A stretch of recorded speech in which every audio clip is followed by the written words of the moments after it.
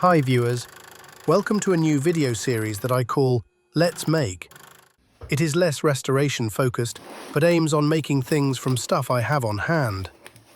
Today we'll make a print server for vintage printers that allows us to print over the network to an old daisy wheel printer that I restored in a previous video. A while ago, I bought an ADVANTECH embedded PC module. It has a Pentium-III processor and old-school parallel and serial ports, as well as VGA and PS2 ports. In the box, we find a bag with breakout cables.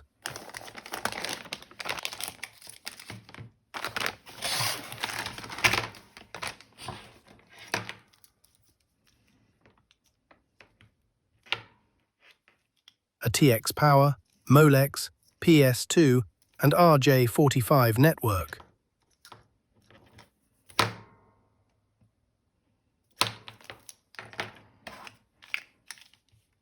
Nice old-school parallel, serial, and VGA breakout cables.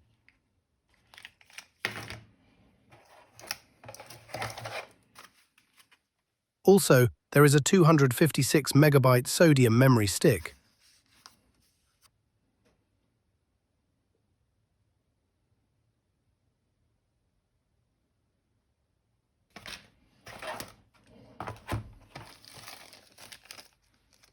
A nicely packed system board, a bag with standoffs, and a CD, which we do not need for this project.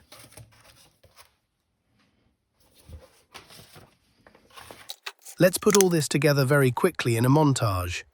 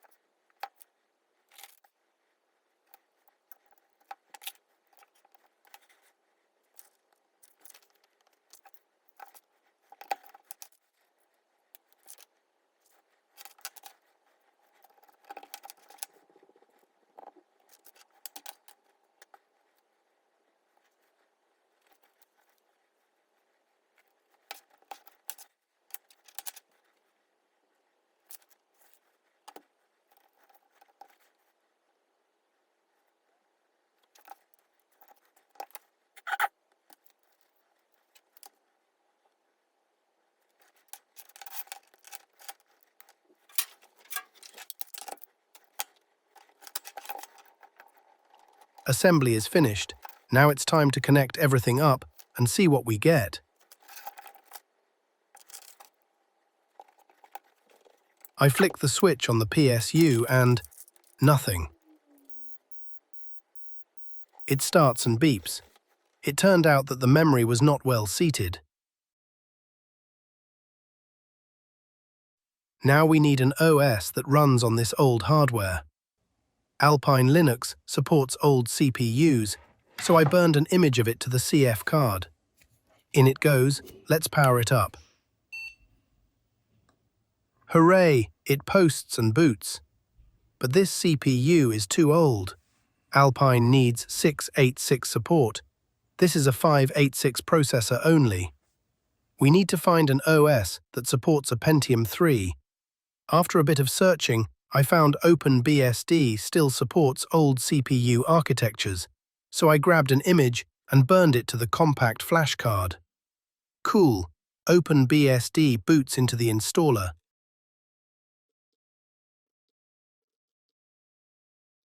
It configures the network and the root account and asks a couple of questions about the system. I named this system Print-Pi because I tried the same earlier with a Raspberry Pi and a USB to parallel cable, which totally did not work.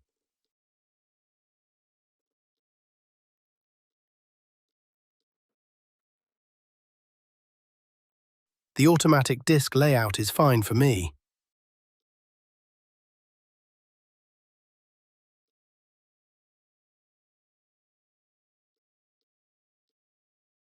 I chose the network installation. From here, things got painful. HTTPS doesn't work due to certificate issues, and it doesn't like FTP either.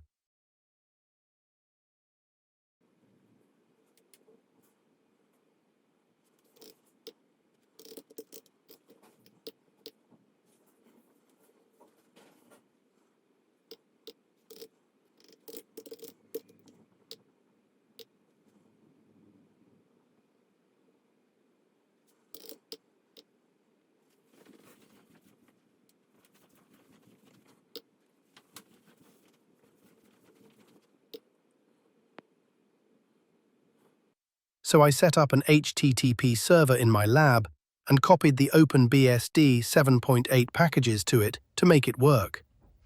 I had to plug in the numeric IP of my HTTP server.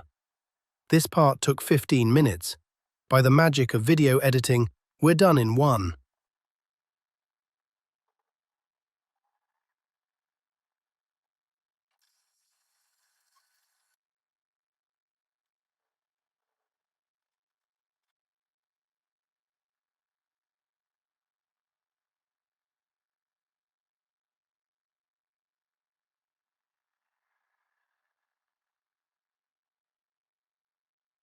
There might be a better, faster way to install OpenBSD.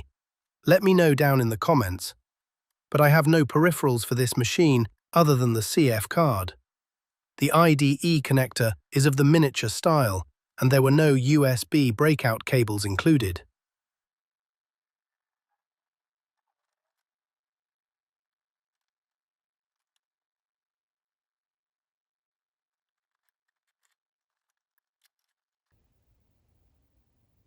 The next step is to decide on which printing system to use, CUPS or LPD. I tried CUPS off camera and I gave up on it. LPD is far less complex, so I'll go with that for now, and for pure text print jobs, it should be sufficient. I enabled SSH on the Print Pi, so I can log on from my MacBook.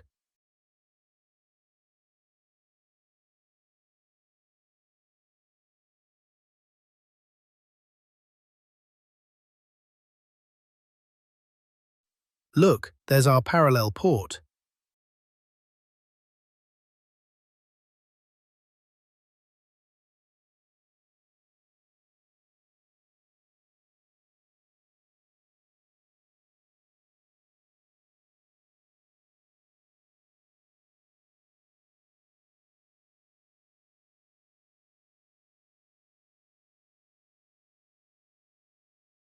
I need to fix some permissions from the previous CUPS experiment.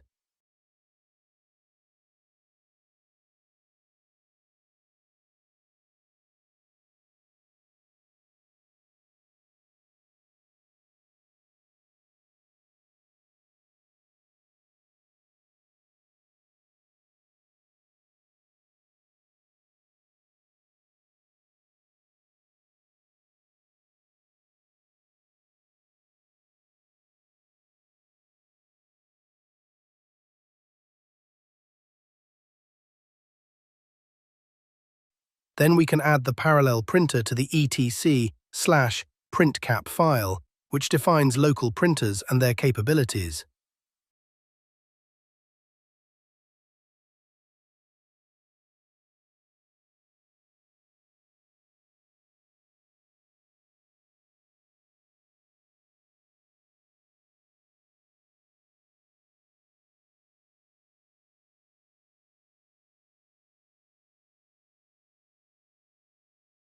Man printcap brings up a boatload of other options.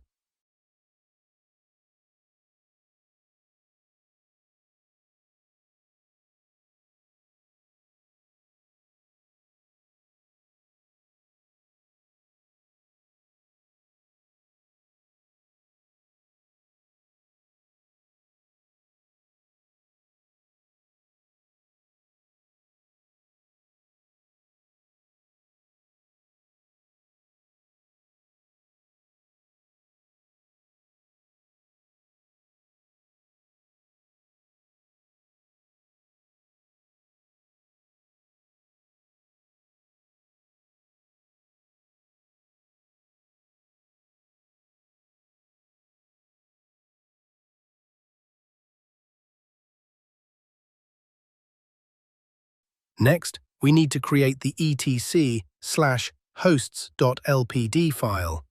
It identifies the machines that are allowed to connect to this print server. rcctl restart activates changes. Now we should be able to print from the laptop. Let's check it out.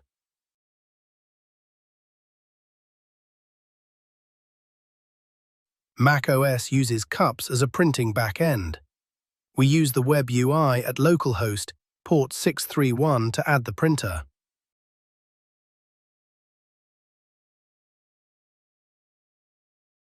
We pick the LPD printer and add its hostname and queue name. printpy is the DNS name of the print server. LP is the printer as defined in the printcap file.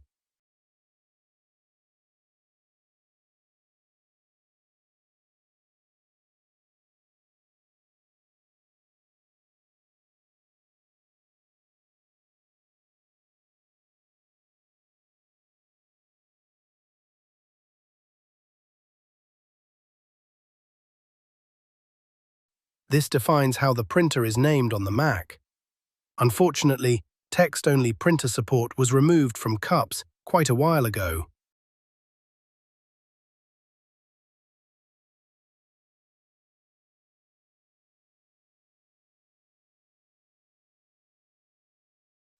We upload the text-only.ppd file to add back support for ASCII-only printers.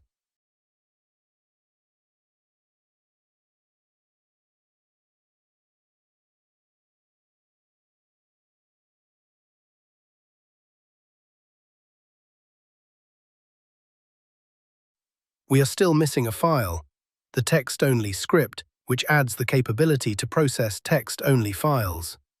It has to go to a specific folder which contains scripts to process different document types.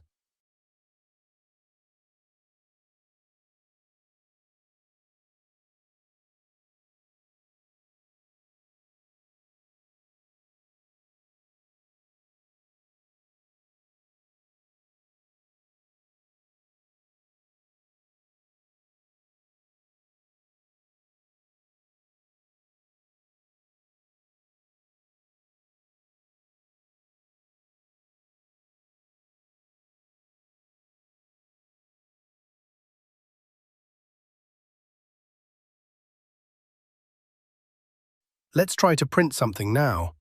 On the top, you can see the command line on the MacBook. macOS supports Unix-style printing on the shell with the LPR command. It sends a file to the printer identified with the P option. At the bottom is the command line on the print server. The LPQ command queries the print spooler. Hey, it received the print job we sent from the Mac. Let's see the printer working.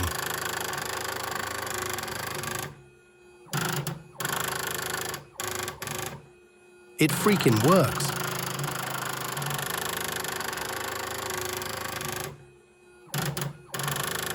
I can now print to this 40-year-old daisy wheel printer via the network. I plan to use this for ASCII Art.